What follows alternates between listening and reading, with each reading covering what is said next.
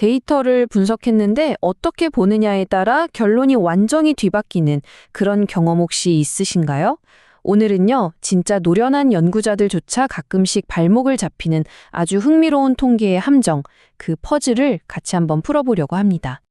자, 여기 실제 차별 문제에 대한 연구에서 가져온 아주 흥미로운 사례가 있습니다. 똑같은 데이터를 놓고 분석을 했는데 한쪽에선 차별이 명백히 존재한다고 하고 다른 한쪽에선 아니다, 차별은 없다고 결론을 내립니다. 아니, 데이터는 딱 하나인데 어떻게 이렇게 말이 완전히 다를 수가 있을까요? 자, 그럼 진짜 진실은 뭘까요?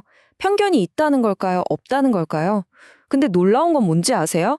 데이터만 봐서는요, 이걸 절대 알 수가 없다는 겁니다. 이게 바로 우리가 통계 뒤에 숨어 있는 가정을 그냥 무시해버릴 때 얼마나 큰 오류에 빠질 수 있는지를 아주 적나라하게 보여주는 거죠. 저는 이걸 별자리 운세 증후군이라고 불러요. 우리가 흔히 별자리 정보 몇 개만 가지고 그 사람의 운명 전체를 알 수 있다고 믿는 것처럼요. 그냥 데이터만 통계 모델에 휙 던져 넣으면 마법처럼 인과관계라는 진실이 짠! 하고 튀어나올 거라고 믿는 뭐랄까 일종의 미신 같은 거죠. 이건 마치 옛날 천문학이랑 현대 천문학의 차이 같은 거예요. 예를 들어서 프톨레마이오스의 지구 중심 모델 아시죠? 그 모델은 행성이 하늘 어디에 나타날지 꽤나 정확하게 예측은 했어요. 하지만 세상이 돌아가는 근본적인 원리, 그러니까 진짜 인과관계에 대해서는 완전히 틀렸잖아요. 그럼 예측만 잘하는 모델이랑 진짜 원인을 설명하는 모델을 어떻게 구분할 수 있을까요? 핵심은 바로 이겁니다. 분석에서 진짜 원인을 찾고 싶으면 우리가 먼저 인과관계에 대한 가정을 분석에 넣어줘야 한다는 거죠. 그리고 우리 머릿속에 있는 그 가정을 가장 확실하게 표현하는 방법이 바로 지도를 그리는 겁니다. 전문가들은 이 인과 지도를 DAG, 우리말로는 유향 비순환 그래프라고 부르는데요. 이름이 너무 복잡하죠? 근데 사실 별거 아니에요. 그냥 이게 저거에 영향을 미친다는 우리 생각을 간단하게 화살표로 그린 그림, 딱 그겁니다. 좋습니다. 그럼 아까 그 차별 문제로 다시 돌아가서 이 지도를 한번 직접 그려볼게요. 자, 첫 단계는 변수들을 나열하는 거예요. 여기서는 지원자의 범주, 그리고 지원한 분야, 마지막으로 합격이냐 불합격이냐 하는 결과, 이렇게 세 가지가 있겠죠. 그리고 두 번째 단계, 우리가 진짜 궁금한 거, 그러니까 범주가 결과에 직접 영향을 미치는지 이걸 화살표로 쭉 그어주는 것부터 시작하는 겁니다. 하지만 직접적인 경로만 있지는 않겠죠. 간접적인 경로도 생각해 봐야 합니다. 예를 들어 지원자의 범주가 어떤 분야를 선택하는지에 영향을 줄 수 있잖아요. 그리고 당연히 그 분야 자체가 합격 결과에 또 영향을 미치고요. 왜냐하면 분야마다 합격률이 천차만별이라는 건 우리 모두가 아는 상식이니까요. 자, 여기서부터가 정말 재밌어집니다. 이 지도가 아무리 복잡하게 그려져도요, 결국엔 딱 세 가지의 기본 블록, 그러니까 기본적인 경로들의 조합으로만 만들어진다는 사실이에요. 이 경로들 중에 파이프와 포크라고 불리는 두 가지는 사실 굉장히 직관적이에요.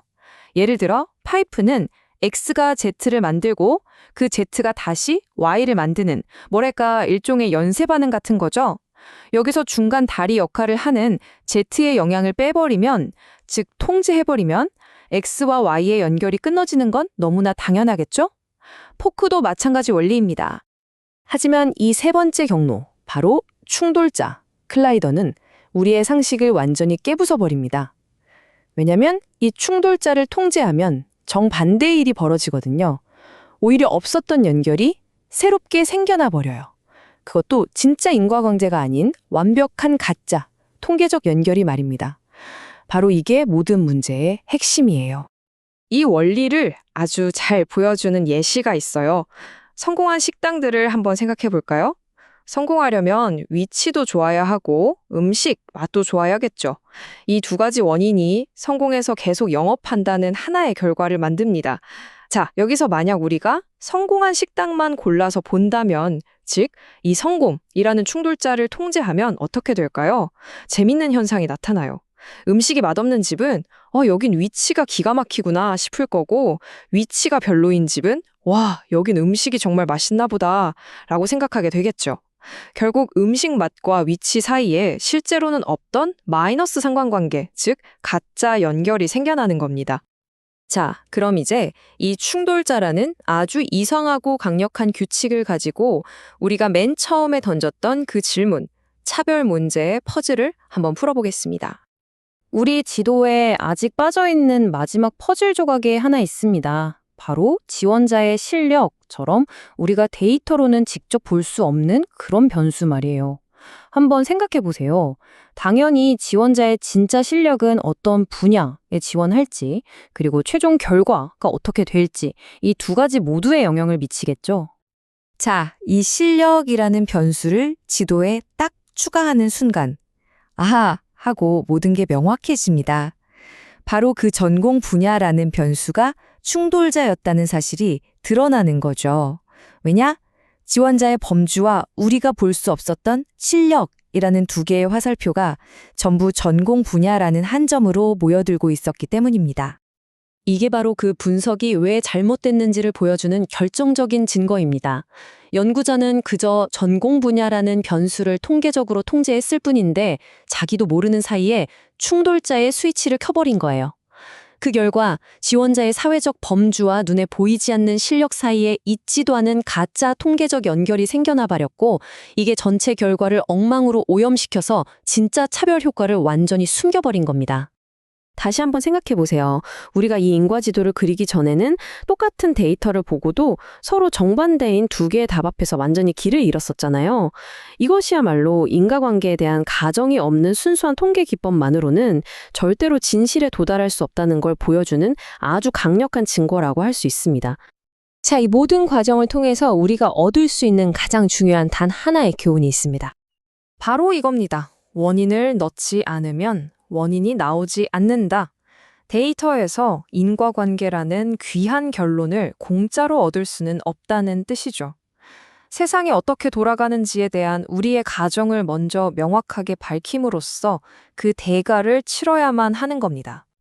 그러니까 앞으로 여러분이 데이터에 기반한 어떤 주장을 들을 때 그걸 그냥 고지고대로 받아들이지 마세요. 대신에 스스로에게 한번 이렇게 질문을 던져보는 겁니다. 이 주장에 숨겨진 가정은 뭘까?